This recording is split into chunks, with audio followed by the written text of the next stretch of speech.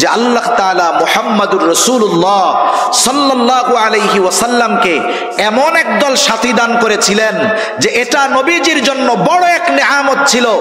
এই সাহাবীদেরকে আল্লাহ তাআলা কাউসার হিসাবে অভিহিত করেছেন। সুবহানাল্লাহ।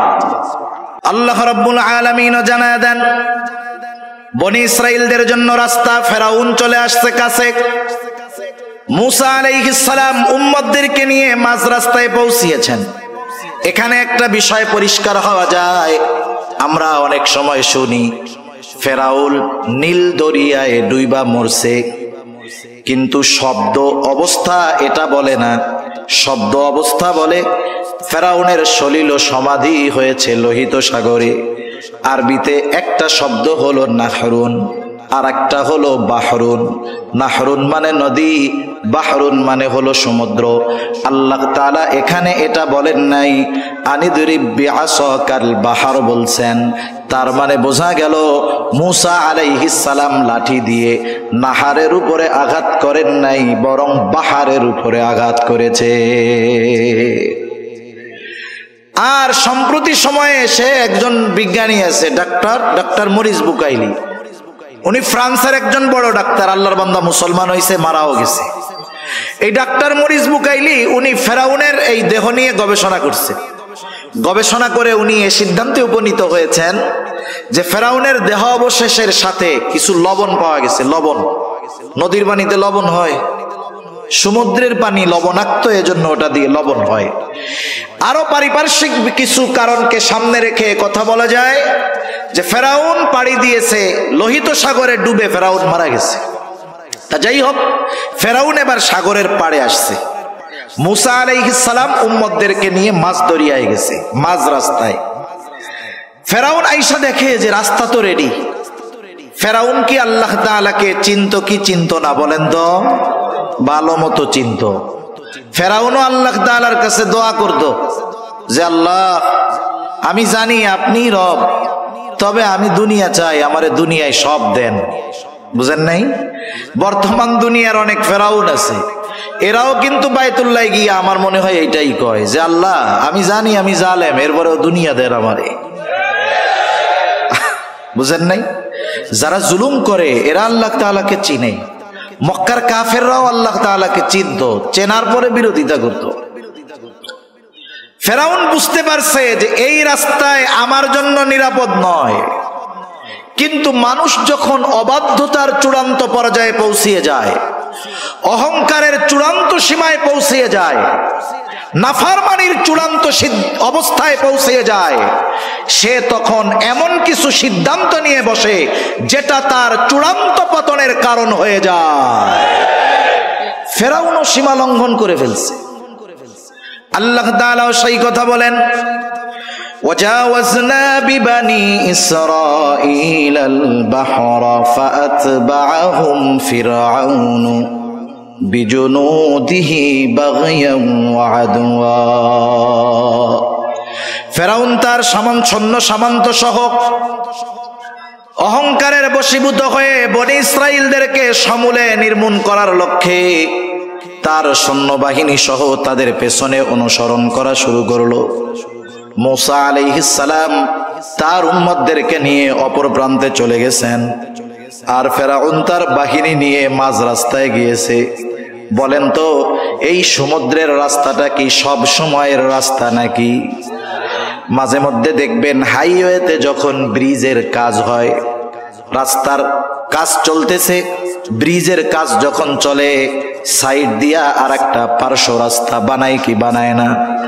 বলেন তো, যখন মূল রাস্তা ব্রিজ হয়ে গেল, পাকা হয়ে গেল, পার্শ্ব রাস্তার প্রয়োজন আছে? কেউ যদি এমপি সাহেবের কাছে গিয়ে বলে, এমপি সাহেব এক কাজ করেন, এই যে পার্শ্ব রাস্তা এটা তো এখন ব্যবহার হয় না, নষ্ট হয়ে যাচ্ছে, 5 লাখ বাজেট করেন, ওইটা আমরা ঠিক করি। এমপি সাহেব কি বলবে? এমপি সাহেব বলবে যে শোনো, ওইটা ঠিক করার তো দরকারই নাই, বরং ওই জায়গার যে মাটি আছে ওইটা কাইটা তুমি নিয়ে যাও, এতে আরো ঝামেলা যাবে। ঠিক কিনা বলেন? ছিল ব্যবহার শেষ, প্রয়োজন শেষ, ও রাস্তার আর কোনো দরকার নাই। আল্লাহ তাআলা রাস্তা বানিয়েছেন বনি ইসরাইলের জন্য, তাদের ব্যবহার যখন শেষ, রাস্তার প্রয়োজনও শেষ, ফেরাউন মাঝ রাস্তায় সৈন্য সামন্ত নিয়ে পৌঁছায় আছে। আল্লাহ তাআলা আদেশ দিলেন, পানি তুমি আগের অবস্থায় ফিরে যাও। কারণ আল্লাহ তাআলা হলেন এমন এক মহাপরাক্রমশালী সত্তা, তিনি যখন যা চান, যা ইচ্ছা করেন, শুধু বলেন হও, তৎক্ষণাৎ সেটা হয়ে যায়। আল্লাহ তাআলা বলেন, ইন্নামা আমরুহু ইযা আরাদা শাইআন আন ইয়াকুলা লাহু কুন ফায়াকুন। আল্লাহ তাআলা যা চান শুধু বলেন কুন হও, ফায়াকুন তৎক্ষণাৎ হয়ে যায়। এইবার ওই সমুদ্রের দুই দিকের পানি একসাথে যখন ফেরাউন আর তার সৈন্য সামন্তের উপরে পড়ছে, একজনেরও নিচের থেকে উপরে আসার সুযোগ হয় নাই, সবগুলা ওইখানেই শেষ। কিন্তু আল্লাহ তাআলা তো ফেরাউনকে এত সহজে ছেড়ে দিবেন না। জিবরাইল আলাইহিস সালাতু ওয়াস সালাম হাজির, সমুদ্রের তলদেশ থেকে এক টান দিয়া ফেরাউনকে উপরে নিয়ে আসছে। ফেরাউনকে উপরে নিয়ে আসছে একটা টান দিয়া। এইবার চুবনি চলতেছে, চুবনি। ফেরাউন বুঝতে পারছে আজকে ধরা পড়ে গেছি, আজকে আর আমার বাঁচার কোনো উপায় নাই। ফেরাউনকে চুবানো শুরু হয়ে গেছে। মূলত এটা হলো ফেরাউনের উপরে আল্লাহ তাআলার গজব। ফেরাউন যখন বুঝতে পেরেছে এতকাল আল্লাহ তাআলা ছাড় দিয়েছে, আজকে আর আল্লাহ তাআলা ছাড় দিবেন না। এইবার ফেরাউন ঈমান আনার ঘোষণা দিচ্ছে, ঈমান আনার ঘোষণা। ফেরাউন বলে, আমানতু আন্নাহু লা ইলাহা ইল্লাল্লাযী আমানাত বিহি বানু ইসরাঈল ওয়া আনা মিনাল মুসলিমিন। বলে আমি ঈমান আনলাম, বনি ইসরাঈলেরা যার উপরে ঈমান আনছে আমি তার উপরে ঈমান আনলাম, যে আল্লাহ ছাড়া কোনো ইলাহ নাই। মনে রাখতে হবে, যখন কোনো জাতির উপর গজব আসে, গজব চলে আসলে, আযাব চলে আসলে তাওবা কবুল হয় না, ঈমান কবুল হয় না। ফেরাউনের উপরেও গজব চলে আসছে, বলেন তো এখন ফেরাউনের ঈমান কবুল হবে নাকি? গজব আসার আগে তাওবা করতে হয়। যেমন হযরত ইউনূস আলাইহিস সালাতু ওয়াস সালামের সম্প্রদায় বারবার দাওয়াত দেন, তাদের মধ্যে কোনো পরিবর্তন নাই। ইউনূস আলাইহিস সালামের সম্প্রদায়ের একটা অভ্যাস ছিল, তারা প্রতিদিন সকালবেলায় গোসল করে খাওয়া দাওয়া করে দিনের শুরুর কাজ ছিল ইউনূস আলাইহিস সালামকে কষ্ট দেওয়া। প্রতিদিন সকালে গিয়ে প্রথমে এই কাজ তারা করত, এটা না করলে তাদের দিন ভালো যাইত না। তাই ইউনূস আলাইহিস সালামকে আল্লাহ তাআলা জানায় দিলেন যে আপনার এই জাতির অবাধ্যতা চূড়ান্ত সীমায় পৌঁছে গিয়েছে, 3 দিন পরে এদের উপরে গজব আসবে। ইউনূস আলাইহিস সালাম বললেন, অবস্থা কিন্তু এই, 3 দিন পরে কিন্তু গজব আসবে। ওনার কওম আরো অবাধ্যতা বাড়ায় দিছে। 1 দিন গেছে, অবস্থা যা তাই। 2 দিন গেছে, অবস্থা যা তাই। পরের দিন গজব আসবে। ইউনূস আলাইহিস সালাম চিন্তা করলেন যে অতীতের নজির হলো আল্লাহ তাআলা যখন কোথাও কোনো গজব দেন তখন ওই নবীকে ওই গজবের এলাকায় রাখেন না, ওখান থেকে সরায় নিয়ে যান। তা অতীতে যেহেতু সব নবীকে আল্লাহ তাআলা চলে যাইতে বলছেন, নিয়ে গেছেন, আমাকেও তো যাইতে বলবে, সুতরাং আমি চইলাই যাই। ইউনূস আলাইহিস সালাম আল্লাহ তাআলার পক্ষ থেকে নির্দেশ আসার আগে নিজে ইজতিহাদ করে উনি চলে গেছেন। যাই হোক, ওই রাত্রে এলাকা ছেড়ে উনি চলে গেছেন। পরের দিন সকালবেলা, যেদিন গজব হবে, গজব আসবে, ইউনূস আলাইহিস সালামের সম্প্রদায় সকালবেলা খাওয়া দাওয়া খায়া গোসল টোসল করে ইউনূস আলাইহিস সালামের বাড়িতে আসছে। আইসা দেখে দরজা লাগানো, ইউনূস আলাইহিস সালাম নাই। এতকাল এত জুলুম অত্যাচার করেছে ইউনূস আলাইহিস সালাম, কোনোদিন এলাকা ছাড়ে নাই, আজকে নাই। ওদের মনের ভিতরে একটু খটকা লাগছে। আশেপাশে লোক পাঠাইছে, কোথাও ইউনূস আলাইহিস সালামের কোনো খবর নাই। এইবার ওদের মনের মধ্যে ভয় ঢুকে গেছে, হায় রে, এতকাল ইউনূসকে আমরা এত কষ্ট দিয়েছি, ইউনূস কখনো যায় নাই, তাহলে সত্যই মনে হয় গজব আসবে। এরা সবাই একত্রিত হইছে, আল্লাহ তাআলার কাছে ক্ষমা চাইছে, তাওবা করছে, ঈমান আনছে। যেই গজব আসার কথা ছিল, গজব আসার আগে ঈমান আনার কারণে আল্লাহ তাআলা তাদের উপর থেকে গজবকে উঠায় নিয়েছে। সুবহানাল্লাহ। আর ফেরাউন গজব আসার পরে ঈমান আনছে, ঈমান কবুল হবে না। আল্লাহ তাআলা বলেন, আল আনা ওয়া ক্বাদ আসাইতা মিন ক্বাবলু ওয়া কুনতা মিনাল মুফসিদিন। এখন তুমি ঈমান আনার ঘোষণা দিচ্ছ, অথচ ইতিপূর্বে জমিনে বিশৃঙ্খলা সৃষ্টি করেছ। তোমার ঈমান এখন তো কবুল হবে না।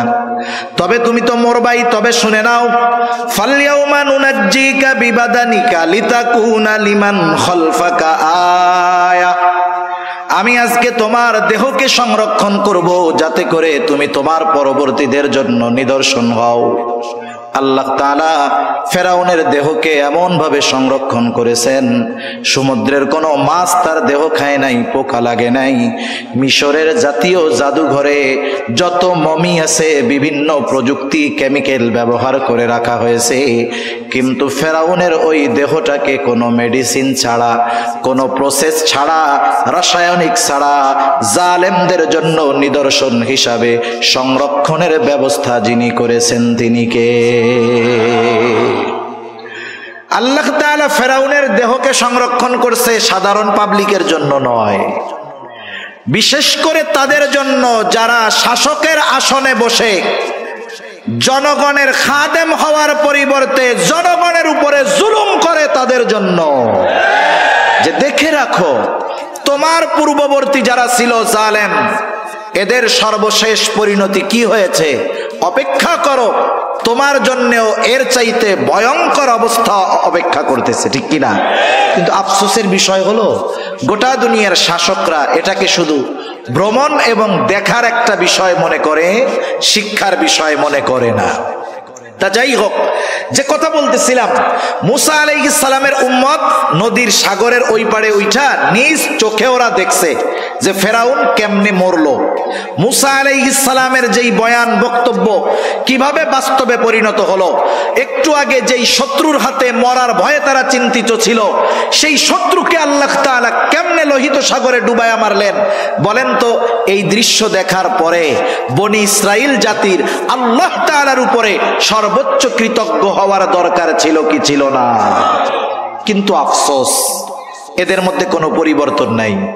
আল্লাহ তাআলা তাদেরকে দরিয়ার অপর প্রান্তে নিলেন, ওই অবস্থাগুলো দেখাইলেন। এখন ওরা কি বলে জানেন? ওরা বলে, মুসা কই আনছো? আমাদের সব পোশাক আশাক বাড়িঘর সব রইছে মিশরে, এমন জায়গায় আনছো থাকার জায়গা নাই, খোলা মাঠ, মাথার উপরে কোনো ছাদ নাই, রোদে কষ্ট বৃষ্টিতে কষ্ট, রান্না বান্নার কিছু নাই, খাবো দাবো কেমনে, না খাইয়াই তো মারা যাবো। এর চেয়ে মিশরে ভালো ছিলাম। কি বলে? এর চেয়ে মিশরে ভালো ছিলাম। অকৃতজ্ঞ এক জাতি। আল্লাহ তাআলা তাদের জন্য মেঘকে ছাদ বানায়া দিলেন, মেঘমালাকে কি করলেন? ছাদ বানায়া দিলেন। আসমান হতে খাবারের ব্যবস্থা করলেন, মান্না সালওয়া, খা, রান্না রুন্না করা লাগবে না। এরা খাইতে থাকলো, আরামে থাকতে থাকলো। কিন্তু আল্লাহ তাআলা মিশর থেকে তাদেরকে দরিয়া পাড়ি দিয়ে এপারে আনার উদ্দেশ্য যে ফিলিস্তিনের ওই তাদের আদি পিতৃভূমি আল্লাহ তাআলা তাদের হাতে তুলে দিবেন, এটা আল্লাহ তাআলার ইচ্ছা। তবে ওই সময় ফিলিস্তিনে জেরুজালেমে শাসন করত এক গোত্র, তাদের নাম হলো আমালিকা। এরা সম্ভবত আদ গোত্রের পূর্বসূরি ছিল আর কি। দেহের গঠন ছিল বিশাল আকৃতির। এরা খুব বীর বাহাদুর এক জাতি ছিল। হযরত মুসা আলাইহিস সালাতু ওয়াস সালাম বনি ইসরাইলের 12 গোত্র থেকে 12 জন প্রতিনিধিকে পাঠাইলেন তাদের অবস্থা পর্যবেক্ষণের জন্য। এইবার ওই 12 জন যখন বনি ইসরাইলের ওই এলাকায়, আমালিকা গোত্রের ওই এলাকায় ঢুকছে, আমালিকা গোত্রের একজন লোক ওই 12 জনকে আটকায়া বাদশার কাছে নিয়ে গেছে। একজন 12 জনকে বাইন্দা বাদশার কাছে নিয়ে গেছে। এখন বলছে, তোমাদের আসার উদ্দেশ্য কি?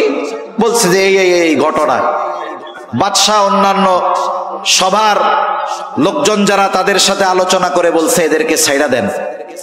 ছেড়ে দিলে ওরা ওদের গোত্রের কাছে গিয়ে যখন আমাদের এই শক্তির কথা বলবে, ওরা স্বপ্নেও জেরুজালেমে আসার কথা চিন্তা করবে না। এ চিন্তা করে বাদশাহ 12 জনকে ছেড়ে দিছে। মুসা আলাইহিস সালামের কাছে এরা গিয়ে বলতেছে, কাহিনী তো এই, এলাকা তো খুব সুন্দর, সুজলা সুফলা, শস্য শ্যামলা, কিন্তু অবস্থা হলো তারা এমন এক জাতি যাদের সাথে যুদ্ধে জয়ী হওয়া আমাদের জন্য সম্ভব না। মুসা আলাইহিস সালাম এই 12 জন প্রতিনিধিকে বললেন যে তোমরা তোমাদের গোত্রের লোকদের কাছে গিয়ে বলবা যে খুব সুন্দর দেশ, তবে তারা যে এক বীর বাহাদুর জাতি এটা তোমরা কারো কাছে বলবা না। কিন্তু আফসোস 2 জন ছাড়া বাকি 10 জন তাদের গোত্রের লোকদের কাছে গিয়ে বলল, শোনো, দেশ কিন্তু সুন্দর, কিন্তু ওই দেশের লোকজন এইরকম, আমরা 12 জন গেছি, একজনেই 12 জনের প্যাকেট করে ফেলছে। একটু আগে তো ওরাও রাজি ছিল ওই দেশে যাওয়ার, যখন শুনছে কাহিনী এইরকম, ওরা এবার গো ধইরা বসছে যে আমরা এই যুদ্ধে যাব না, আমাদের ওই দেশে যাওয়ার দরকার নাই, আমাদের মিশরই ভালো। এই অবস্থায় মুসা আলাইহিস সালাতু ওয়াস সালাম তাদেরকে কি বলতেছেন সে কথাগুলোই আমি আপনাদের খেদমতে কোরআনুল কারীমের সূরা মাইদা থেকে তিলাওয়াত করেছি। কষ্ট হচ্ছে না তো আপনাদের? আমি আর বেশি সময় নিব না, কারণ অনেক সময় আছে ভূমিকায় বা শুরুতে কিছু কথা বইলা নিলে মূল কথা অল্পতে বোঝানো যায়, এজন্য আগের কথাগুলো বেশি বললাম, পরের গুলা জানি অল্পতে বুঝেন, এই জন্য আর কি। তা মুসা আলাইহিস সালাম তাদের কাছে আসলেন।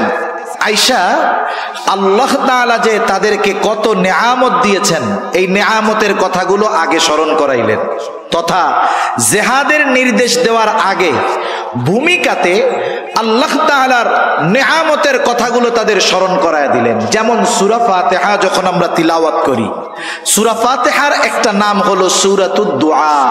কি বলেন তো? সূরাতুদ দুআ। ঘুম আসতেছে আপনাদের? এটা তাকবীর দেন তো, নারায়ে তাকবীর, নারায়ে তাকবীর। মাশাআল্লাহ, মোটামুটি সজাগ আছেন। সূরাতুদ দুআ কেন? কারণ এই সূরার মধ্যে আমরা আল্লাহ তাআলার কাছে এমন এক দোয়া করি যেই দোয়াটা শিখিয়েছেন কে, এবং পৃথিবীর সর্বশ্রেষ্ঠ দোয়া আমরা আল্লাহ তাআলার কাছে করি। নামাজের মধ্যে ঢুইকা যখন প্রথমেই ইমাম সাহেব সূরা ফাতিহা তিলাওয়াত শুরু করেন, অথবা আমরা একা যখন পড়ি নিজেরা তিলাওয়াত করা শুরু করি, বলেন তো শুরুতেই কি দোয়াটা করি? না না, প্রথমে ভূমিকায় কিছু কথা বলি। কি বলি? আলহামদুলিল্লাহি রাব্বিল আলামিন, আর রহমানির রহিম, মালিকি ইয়াউমিদ্দিন, ইয়াকা না'বুদু ওয়া ইয়াকা নাস্তাঈন। এই পর্যন্ত হইল ভূমিকা। আল্লাহর প্রশংসা করি, আল্লাহ তাআলার কিছু গুণকীর্তন বর্ণনা করি, তার ক্ষমতার কথা বর্ণনা করি। এরপরে বলি যেহেতু আপনি এমন দয়াময়, আপনি এমন ক্ষমতাধর, তাইলে এক কাজ করেন, আমাদের একটা জিনিস দেন। কি চাবো সেটাও আল্লাহ শিখায়া দেন। আল্লাহ বলেন, বান্দা চাবা কি শোনো, বলো ইহদিনাস সিরাতাল মুস্তাকিম। আল্লাহ তাআলার কাছে আমরা সিরাতে মুস্তাকিমের উপরে অটল থাকার প্রার্থনা করি। এটা দুনিয়ার সবচেয়ে বড় নেয়ামত এবং দুনিয়ার সবচেয়ে দামি দোয়া। তার মানে কিছু চাওয়ার আগে, কিছু বলার আগে ভূমিকাতে একটু গুরুত্বপূর্ণ কথা বললে ওই চাওয়ার মধ্যে একটা আবেগ থাকে, দরদ থাকে, ঠিক কিনা বলেন? মুসা আলাইহিস সালাম তাদেরকে জিহাদের নির্দেশ দেওয়ার আগে মুসা আলাইহিস সালাম ভূমিকাতে কিছু নেয়ামতের কথা তুলে ধরেছেন। 3টা নেয়ামতের কথা। কয়টা নেয়ামত? 3টা নেয়ামত। একটা তো দেখছে যে কেমন ভাবে সমুদ্র থেকে, ফেরাউনের কবল থেকে আল্লাহ তাআলা তাদেরকে বাঁচাইলো, এটা তো দেখছে, বড় এক অনুগ্রহ। এবার মুসা আলাইহিস সালাম তার সম্প্রদায়ের কাছে বলতেছে, وَإِذْ قَالَ مُوسَى لِقَوْمِهِ يَا قَوْمِ اذْكُرُوا نِعْمَةَ اللَّهِ عَلَيْكُمْ إذ جعل فيكم أنبياء وجعلكم ملوكا। মুসা আলাইহিস সালাম তার কওমকে বলতেছে, হে আমার সম্প্রদায়, আল্লাহ তাআলার ওই নিয়ামতগুলো স্মরণ করো যেগুলো আল্লাহ তাআলা তোমাদেরকে দিয়েছেন। কি নিয়ামত? 1 নম্বর নিয়ামত, ইদ জাআলা ফীকুম আম্বিয়া, তোমাদের মধ্য থেকে আল্লাহ তাআলা অনেক পয়গম্বর প্রেরণ করেছে। হযরত ইসমাঈল আলাইহিস সালাতু ওয়াস সালাম যখন মক্কায় বসতি স্থাপন করলেন, বনি ইসমাঈল থেকে আর কোন নবী নাই, একবারে শেষ নবী মুহাম্মদুর রাসূলুল্লাহ। কিন্তু বনি ইসরাইল থেকে ঈসা আলাইহিস সালাম পর্যন্ত যত নবী আসছে, ইয়াকুব আলাইহিস সালাম থেকে নিয়ে ঈসা আলাইহিস সালাম পর্যন্ত যত নবী আসছে, সব বনি ইসরাইলের নবী। নবীজি এক হাদিসের মধ্যে বলেন, বনি ইসরাইল কখনো নবী শূন্য থাকে নাই। যেখানেই তাদের বসবাস ছিল, স্থান ছিল, আল্লাহ তাআলা এক নবীর মৃত্যু হলে আরেক নবী পাঠায়া ওই শূন্য স্থান পূরণ করেছে। আমাদের সমাজের মধ্যে, গোত্রের মধ্যে, বংশের মধ্যে কারো বংশে যদি 10টা বিসিএস ক্যাডার থাকে, বলেন তো ওই গ্রামের মধ্যে ওই বংশের পাওয়ার কম না বেশি?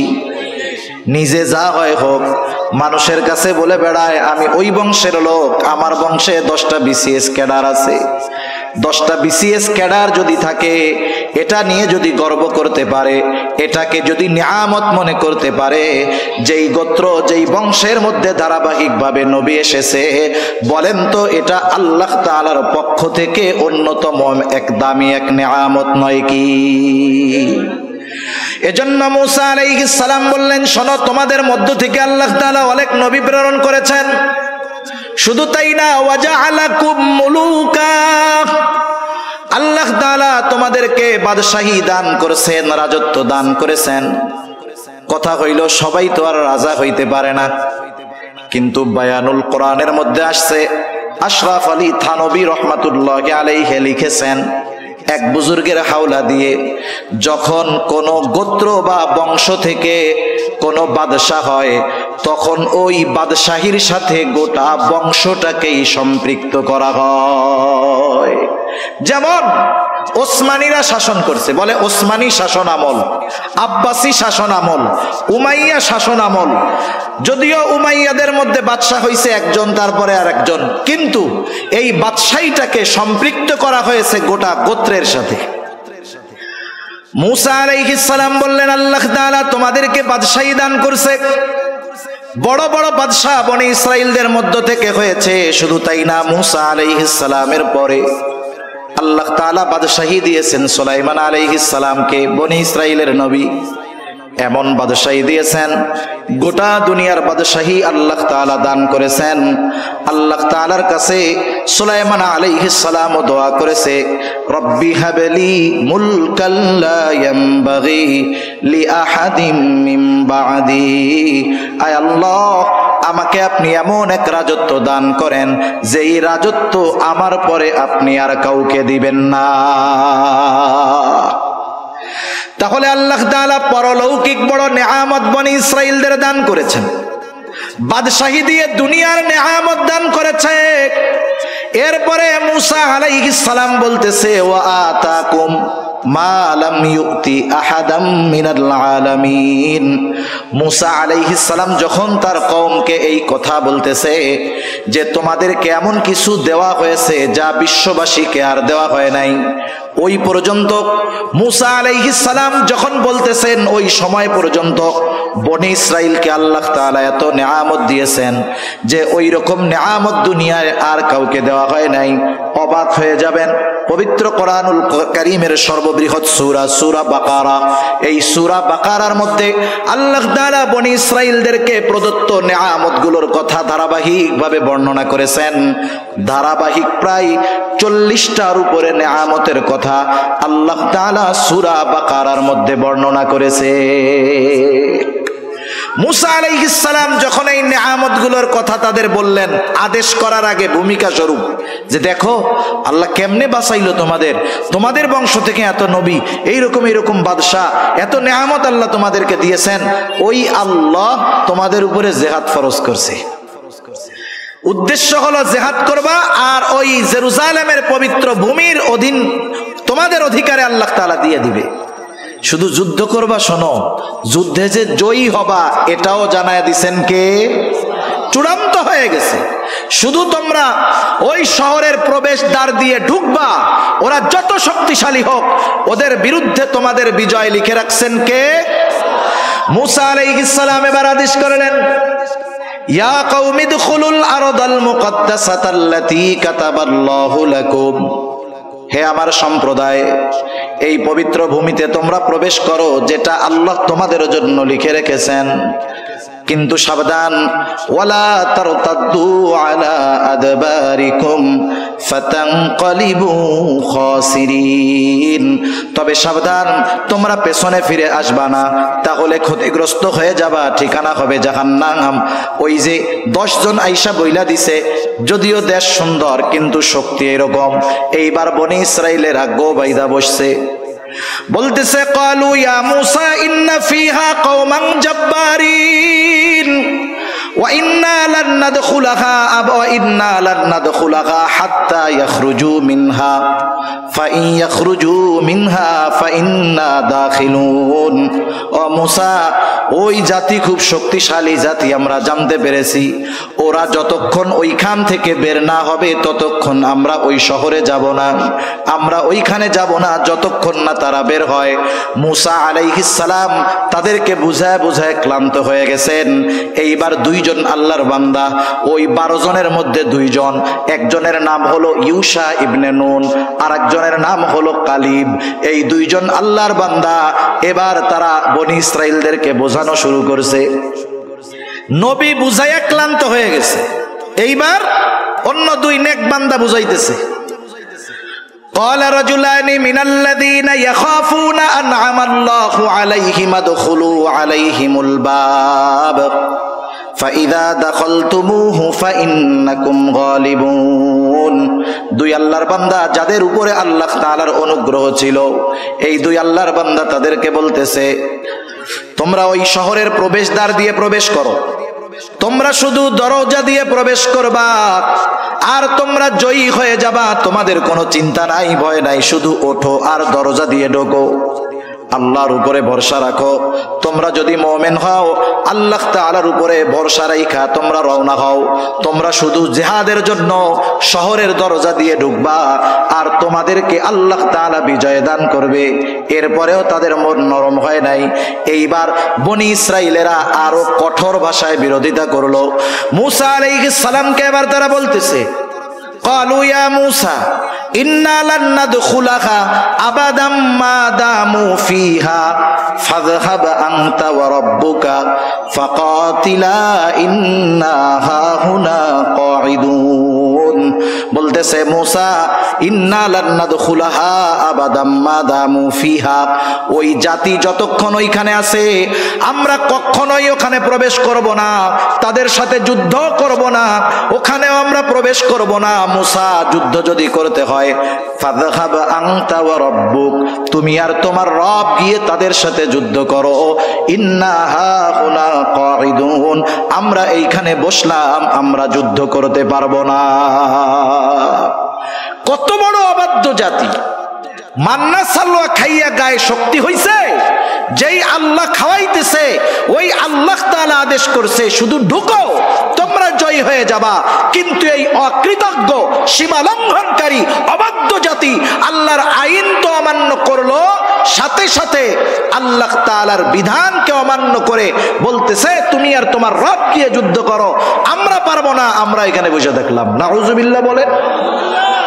মুফাসসিরিনে কেরাম এই আয়াতের তাফসীর আনেন, যা মূসা আলাইহিস সালামের উম্মত আর মুহাম্মাদুর রাসূলুল্লাহ সাল্লাল্লাহু আলাইহি ওয়াসাল্লামের উম্মত এত বুঝাইয়া, এত নিয়ামত খাওয়াইয়া, এত তেল মাইরা, জয়ের ঘোষণা দিয়া, এরপরেও তাদের যুদ্ধে নেওয়া যায় নাই। কিন্তু মুহাম্মদ সাল্লাল্লাহু আলাইহি ওয়াসাল্লামের উম্মত কি করছে? বদরের যুদ্ধ হবে। ঘটনা বলবো না, আমি শুধু একটু প্রেক্ষাপট বলতেছি। বদরের যুদ্ধ ইতিহাস যদি ঘাটা হয়, যুদ্ধ হওয়ার কথা ছিল না, কিন্তু আবু জেহেল দেখছে 1000 সশস্ত্র কাফের নিয়ে আসছি সৈন্য, এই চান্সে ইসলাম এবং মুসলমানদের চিরনির্মূল করে দিয়ে যায়। নবীজি ওই রকম বড় যুদ্ধের প্রস্তুতি নিয়ে মদিনা থেকে বের হন নাই, কিন্তু অবস্থা এমন, যুদ্ধ না করে উপায় নাই। এবার আনসার আর মুহাজির সাহাবীদের সাথে নবীজি পরামর্শ করবেন। মুহাজিররা তো অল্প কয়েকজন, বললেন এরা তো যুদ্ধ করবে, তোমরা কি বলো? মুহাজিরেরা বলে, ইয়া রাসূলুল্লাহ, আমরা তো আপনার সাথে, আপনি যা বলবেন তাই। নবীজি চিন্তিত ছিলেন, আনসাররা বেশি, না জানি এরা বলে বসে যে আমরা যুদ্ধ টুদ্ধ করতে পারবো না।